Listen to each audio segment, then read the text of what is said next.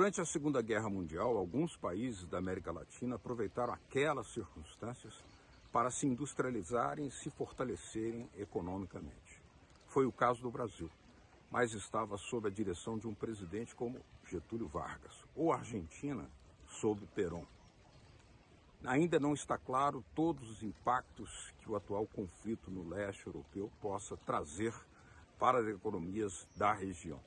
O Brasil é o maior parceiro comercial da Rússia em toda a América Latina, mas está sob uma forte desindustrialização e redução do seu Estado.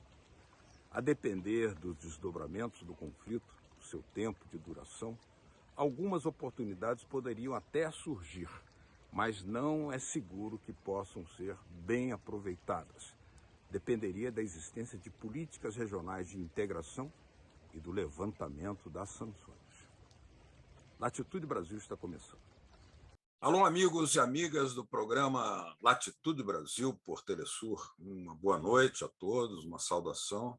Estamos aqui mais uma vez nessa missão de buscar entender os desafios desse gigante do Sul, o Brasil, e agora sobre os impactos que possivelmente o conflito no leste europeu possa causar na América Latina, não só no Brasil, e mudando, inclusive no campo da economia, algumas tendências que vinham se confirmando até bem pouco tempo atrás.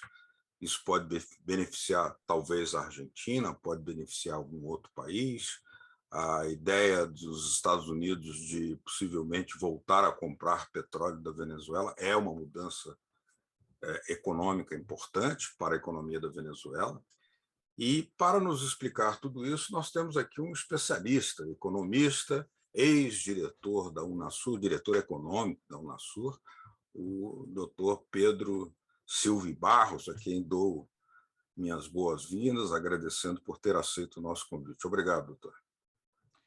Obrigado, Beto Almeida. É uma satisfação, mais uma vez, conversar contigo e os telespectadores da Telesur nesse momento de grande incerteza regional e mundial, né? Um conflito que poderia ser considerado esperado, mas em relação ao tempo exato e à magnitude, há uma incerteza bastante grande.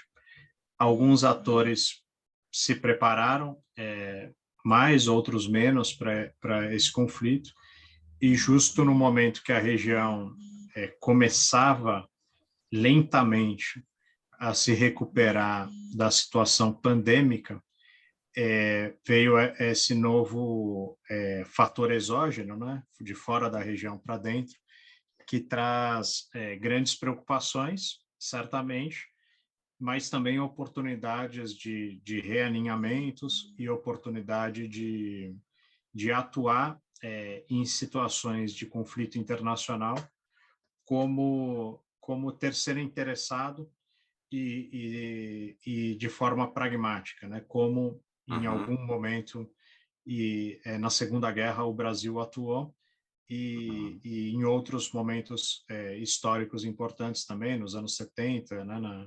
Naquele período do choque do petróleo, que o Brasil tinha uma posição de debilidade energética, também conseguiu atuar de forma pragmática e bastante satisfatória para o nosso país.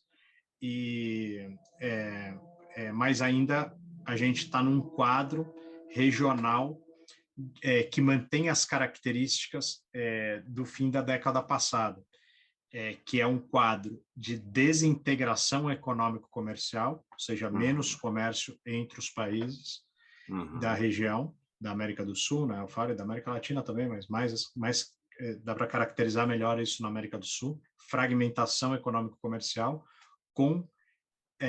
ou melhor, desintegração econômico-comercial com fragmentação política e polarização, tanto dentro dos países como entre os países. E a concomitância, né, a coincidência desses dois fatores, desintegração econômico-comercial e fragmentação política, ela cria um caldo crítico para a região, tanto em relação à vulnerabilidade da região perante as potências extra-regionais, Uhum. como uma baixa interdependência entre os países que diminui muito os custos de eventual conflito na própria região. Claro, a nossa Uhum. região é muito mais estável politicamente no que diz respeito a fronteiras, no que diz respeito a respeito institucional mútuo do que outras regiões do mundo. Uhum. Mas, nos últimos anos, a região tem se fragmentado. Então, isso merece atenção. Uhum. Porém, a crise externa, como foi bem tratado por vários autores latino-americanistas nas décadas de 50, 60, se referindo à Primeira Guerra Mundial, principalmente a crise de 29 e seus desdobramentos durante todos os anos 30 e a Segunda Guerra Mundial, né? Aquele choque adverso externo trouxe muitas oportunidades para a região se desenvolver, se Uhum. industrializar, em alguma medida se integrar. E agora o mundo é outro, as condicionantes são outras, há uma mudança geoeconômica gritante, né? O centro econômico mundial deixa de ser, ou deixou de ser nas últimas 2 décadas, o Atlântico Norte, passando a ser a Ásia-Pacífico. É uma transição que leva a situações, às vezes, difíceis, mas a região ela pode tirar proveito e se favorecer desse momento. É uma Perfeito. oportunidade, não necessariamente aproveitaremos, mas a oportunidade está dada. Mas digamos que, analisando o que foi no passado, né, na Segunda Guerra, sobretudo, ou na Revolução de 30 no Brasil, que houve um processo de industrialização, de crescimento econômico muito alavancado na era Vargas, e também a Argentina de Perón se beneficiou muito com a Segunda Guerra. Digamos que essa oportunidade possa ensejar algum tipo de mudanças para fortalecer o comércio na América do Sul. Por exemplo, a Argentina vai vender mais trigo, já se sabe. O Brasil poderá ser demandado a vender para outros parceiros, sobretudo se a economia da Venezuela vier a sofrer esse impulso com a nova compra de petróleo por parte dos Estados Unidos e se superar as sanções também impostas pelos próprios Estados Unidos, o confisco, tudo isso que foi ilegalmente feito contra a Venezuela. Não seria essa oportunidade algo assim muito interessante? Que políticas seriam necessárias para aproveitar essa oportunidade?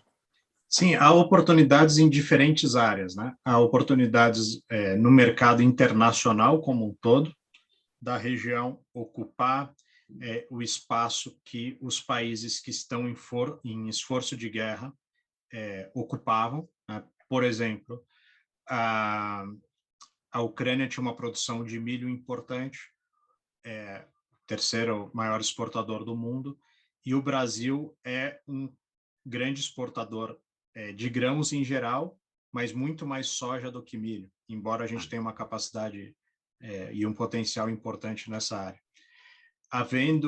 Garantindo o fornecimento adequado de fertilizante, que é outro ponto crítico, o Brasil tem um potencial, e outros países da região, de aumentar a produção e exportação de milho, inclusive para mercados que tradicionalmente a América do Sul não exporta esse produto. Esse é um ponto, para fora da região. Mas há também oportunidades importantes para o comércio intrarregional. Por exemplo, o Brasil, e é um dos pontos mais críticos, né, dessa crise para o nosso país, importa a grande maioria dos fertilizantes que utilizamos. Sim. 85% aproximadamente do fertilizante que o agronegócio brasileiro utiliza, o agronegócio e a agricultura como todo brasileira utiliza, vem do estrangeiro. E vem principalmente de países de fora da região.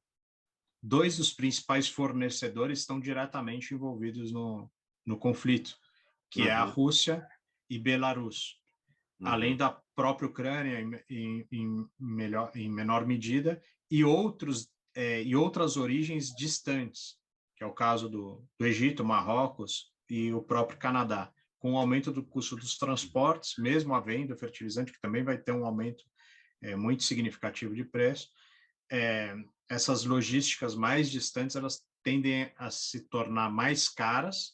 A gente não sabe se vai ser um movimento conjuntural ou se prolongar ao longo de alguns anos, mas ele mostra a possibilidade de um fornecimento regional de alguns produtos. Então, os fertilizantes nitrogenados, por exemplo, a Venezuela tem um enorme potencial, né? A ureia derivada do gás natural. Há aqui, em outro país vizinho, no Peru, enormes reservas de rocha fosfática, que é o outro componente importante. E há reservas também de potássio na Argentina, e o cloreto de potássio também, que inclusive é um subproduto da extração do lítio na boliviana, do Chile, enfim, há algo que tem há potencial nessa área, naquela região ao sul da Bolívia, norte do Chile e da Argentina, que também poderia haver fornecimento para o Brasil. Essa mistura, né, de nitrogênio, fosfato e potássio é a grande demanda brasileira. O Brasil importa muito, algo como 10 bilhões de dólares anuais, os preços vão aumentar muito, então seria um valor ainda maior que isso. Porém, não há... Isso recomendaria fortalecer o comércio regional. Claro, mas que essa estrutura, né, de sementes, fertilizantes, defensivos agrícolas, ela é controlada, em geral, por empresas extra-regionais com logísticas muito consolidadas. Mas é uma oportunidade de se repensar essas logísticas. Então, poderia, numa situação ideal, e há que se ter uma concertação política ampla para isso, recuperar a governança regional e infraestrutura, que está paralisada nos últimos 5 anos, né, desde a crise da Unasul, os projetos da IRSA foram paralisados, a própria instância do Conselho Sul-Americano de Infraestrutura e Planejamento, o COSIPLAN, não se reuniu, a última vez foi na Argentina, em dezembro de 2017, mas se retomar a discussão sobre infraestrutura regional, inclusive articulada às políticas necessárias de retomada pós-Covid, mas pensando e conectada ao novo momento econômico mundial. Então, uma infraestrutura mais voltada para a integração sul-americana, ainda que os corredores e a conexão com o resto do mundo seja importante, principalmente com a Ásia, né, para sair dessa situação atlântica muito concentrada que o Brasil tem, mas é um momento muito especial para reflexão sobre esses pontos, né? Então, nos momentos de guerra como esse, as discussões políticas retomam sua dimensão e a sua centralidade no debate público, que em outros momentos ela se perdeu muito aqui no Brasil mesmo, nesses grandes movimentos internacionais, às vezes a gente não refletiu tanto, não se posicionou sobre eles, e houve poucas propostas, isso não só por parte do governo, mas também dos diferentes atores políticos, sociais, né, e o mundo empresarial também.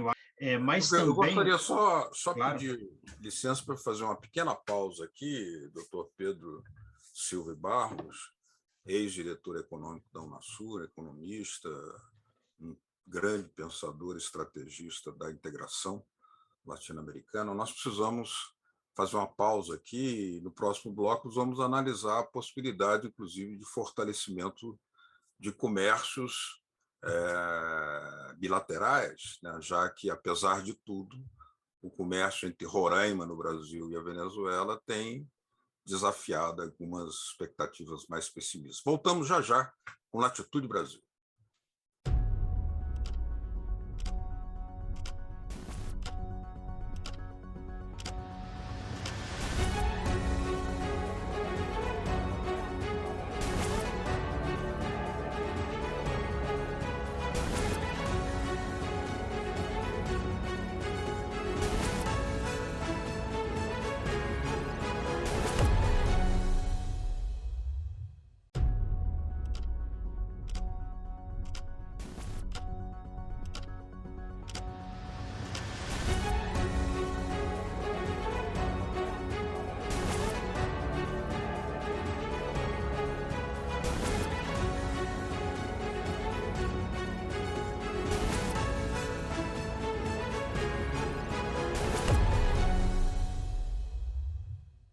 Atitude Brasil está de volta. Hoje estamos dialogando aqui com o economista e ex-diretor econômico da Unasur, Dr. Pedro Silva Barros, sobre os impactos que o conflito no leste europeu pode ocasionar na economia sul-americana. Já vimos aí uma intenção manifesta dos Estados Unidos pela compra, voltar a comprar petróleo da Venezuela, o que, além do aspecto político, de ser uma derrota daqueles que impuseram sanções, é também uma possibilidade de rearranjo da economia regional com fortalecimento e dinamização dos comércios localizados entre os países aqui, se puderem aproveitar essa oportunidade.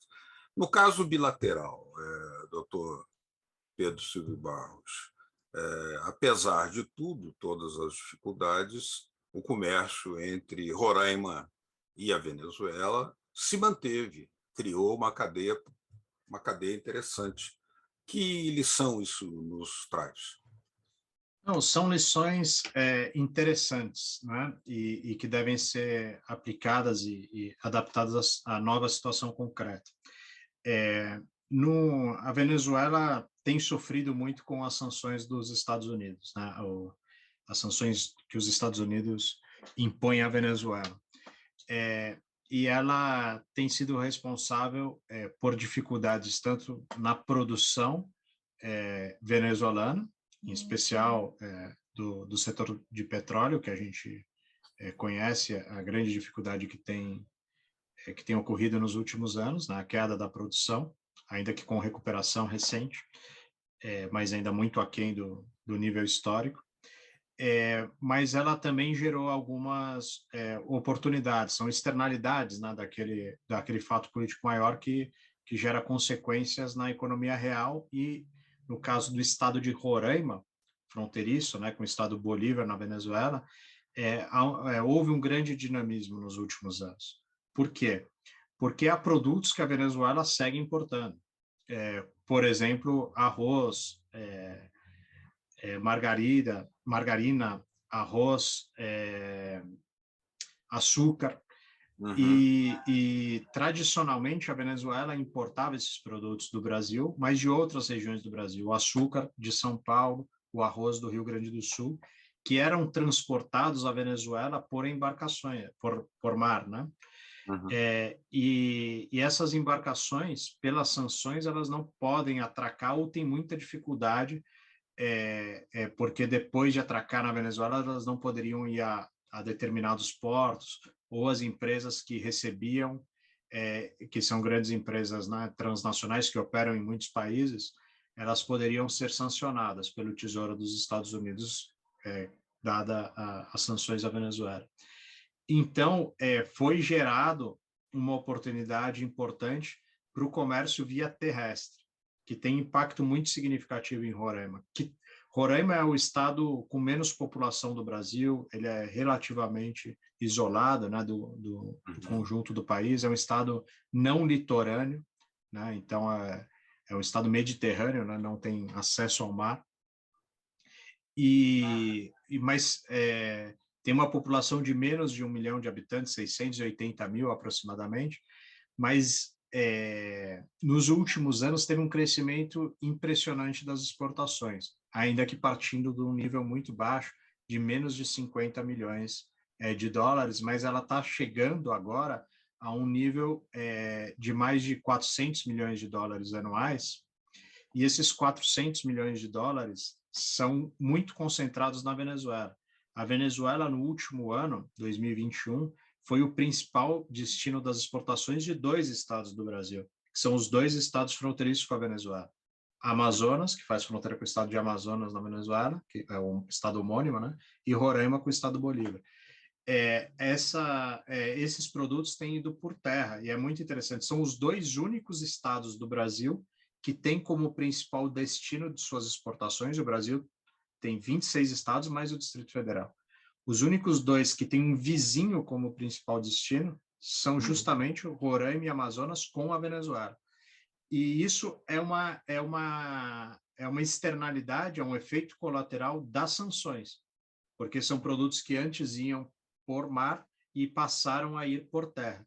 E hoje, no caso de Roraima, 73 quartos dos produtos que a Roraima exporta para o mundo vão para a Venezuela.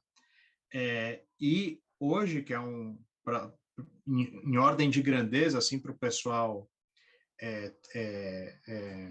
se balizar um pouco, um brasileiro médio exporta um pouco mais de $1.000 por ano. E a China é o principal destino das exportações do Brasil. Em média, um brasileiro exporta aproximadamente $400 para a China. E um cidadão do extremo norte do Brasil, do estado de Roraima, exporta em média $400 para a Venezuela.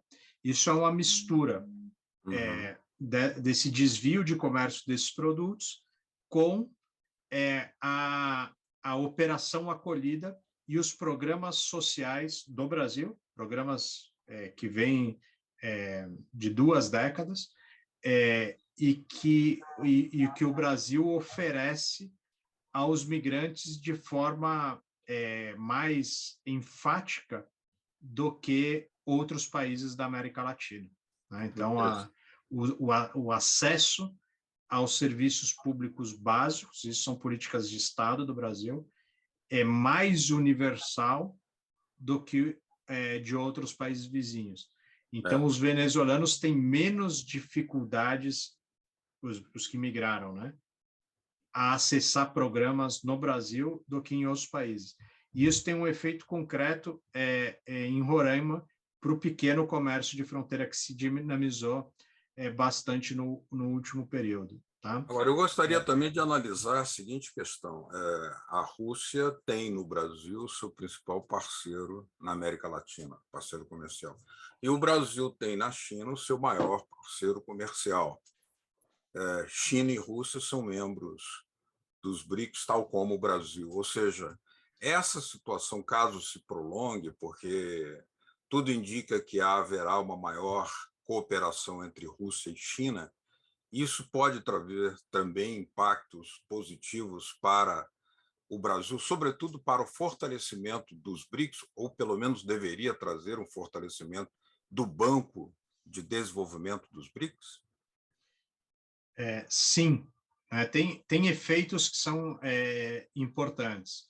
O Brasil, a China passou a ser o principal parceiro comercial do Brasil faz aproximadamente 13 anos, no fim da década de 2000. 2008, 2009, a China passou a ser o principal destino das exportações do Brasil e se consolidou muito nessa posição. Hoje o Brasil exporta 3 vezes mais para a China do que para os Estados Unidos, que é o nosso segundo destino de nossas exportações. E é um movimento generalizado de orientação das exportações do Brasil para o mercado asiático. Outros países daquela região, como Coreia, Tailândia, Vietnã, ganharam muito espaço. Países que o Brasil praticamente não exportava, né, como esses que eu mencionei, que praticamente não exportava faz 30 anos para a Coreia, para o Vietnã, para a Tailândia, hoje eles são mais importantes que países tradicionais do nosso comércio exterior, como é o caso da Itália, da França, Reino Unido, né, que é algo que as pessoas às vezes não têm essa dimensão. Porque isso é um pouco reflexo do que a gente está vivendo, né? Eu analiso muito mais a América Latina do que o contexto mundial, mas a situação exige uma discussão mais generalizada. Mas quando a OTAN foi criada e se desenvolveu, muito mais da metade do PIB do mundo estava concentrado na Europa e nos Estados Unidos somados. E a situação hoje é muito diferente. Então, ainda que a renda per capita dos Estados Unidos e da Europa seja muito acima da renda per capita mundial, mas o produto absoluto, né, da China já é maior, já é o equivalente ao dos Estados Unidos e muito maior do que o dos países europeus. E outros países como Índia, alguns que já eram muito importantes, né, como o Japão, mas países como Índia, Indonésia, Vietnã, Tailândia têm tido nos últimos vários anos crescimento muito mais acelerado do que os países europeus. Então, isso abre possibilidades de diversificação. e de multipolarização também de algumas questões relacionadas ao comércio internacional, inclusive, que é um ponto em xeque, que seria assunto para um programa todo, mas que é do uso do dólar como moeda central no comércio exterior. Isso não vai ser uma transformação de um momento para o outro, é uma transformação que já está em curso, já estava em curso e que pode ser acentuada pela guerra. A situação do Banco do BRICS, ela não é simples de avaliar. Os países têm os 5 membros, né? Eles têm posições em algumas votações, né? Que é a forma visível mais clara de analisar o comportamento do país em relação a um conflito. É que não necessariamente estão em conjunto, mas a ideia fundacional do BRICS, que se manteve ininterruptamente nos últimos 12, 13 anos, né, desde que foi criado e se desenvolveu, sempre houve cúpulas presidenciais, os 5 países, independente, houve mudanças aqui no Brasil, por exemplo, em outros países de governo nesse período, mas o Brasil nunca deixou de participar e, inclusive, hoje preside o novo Banco de Desenvolvimento, né, que é o Banco do BRICS. Esses instrumentos, eles têm um potencial, não necessariamente vai acontecer, mas podem ser, inclusive, muito fortalecidos devido à situação de conflito e à tentativa de isolamento de alguns de seus países membros.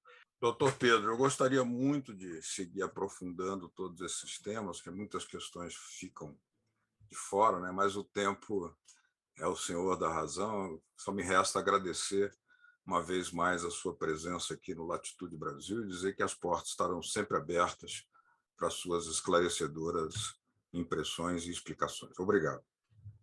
Muito obrigado, Beto Almeida. Saúdo os que acompanham o Latitude Brasil e é sempre uma satisfação conversar com a Telesur. A vocês que nos acompanharam aqui no Latitude Brasil, quarta-feira que vem estaremos de volta com mais uma proposta e tentativa de desvendar e decifrar os mistérios e as dificuldades e desafios desse gigante do Sul, que leva muito para ser entendido. Muito boa noite, até o próximo Latitude Brasil. Tchau.